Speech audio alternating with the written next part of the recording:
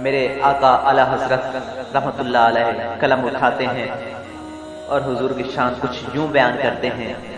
اٹھتی نہیں ہے آنکھ کسی اور کی طرف، اٹھتی نہیں ہے آنکھ کسی اور کی طرف، پابند کر گئی ہے کسی کی نظر مجھے۔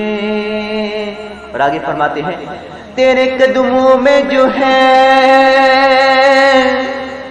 غیر کمو کیا دیکھے،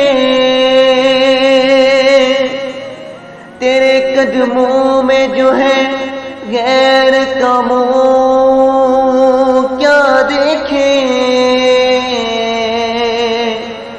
کون نظروں پہ چڑھے دیکھ کے تلوار تیرا۔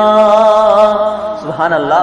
اگر محبت رسول کا کوئی اور صلہ نہ بھی ہو تو صرف یہی ایک صلہ جان و مال حضور پر فدا کرنے کے لیے کافی تھا۔ آج اپنی خواہشات، حیات و قوت پیارے آقا پر نثار کرنے کا یہ صلہ ملے گا، ہمیشہ کے لیے جان جہاں محبوب رحمان کی محبت کو سنگت نصیب ہو جائے گی۔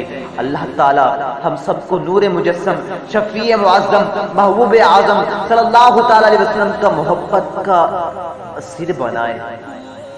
آگے فرماتے ہیں جان ہے عشق مصطفیٰ، جان ہے عشق مصطفیٰ، روزے فضاں کرے خدا، جس کو ہو درد کا مزہ ناز دوا اٹھائے کیوں۔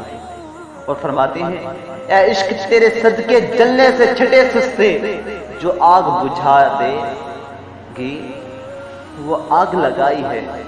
آگے فرماتے ہیں لہد میں عشق رخ شاہ کا داغ لے کر چلے، اندھیری رات سنی تھی چراغ لے کر چلے۔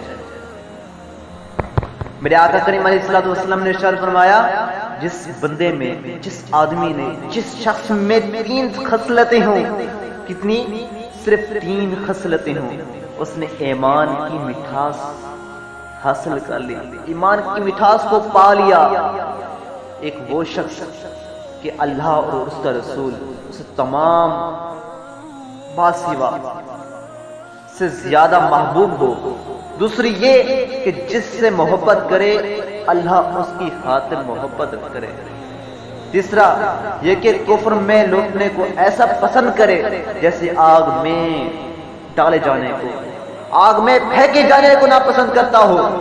حضرت سہل بن عبداللہ فرماتے ہیں جو ہر حالت میں رسول اکرم کو اپنا مالک نہ مانے، نہ جانے اور اپنی ذات کو ان کی ملکیت نہ سمجھے، وہ سنت کی مٹھاس و لذت سے محروم ہے، وہ مٹھاس سے محروم ہے، وہ مٹھاس نہیں پا سکتا، کیونکہ میرے آقا کا فرمان ہے کہ تم میں سے کوئی مومن نہیں ہو سکتا جب تک میں اس کی جان سے زیادہ اسے محبوب نہ ہو جاؤں۔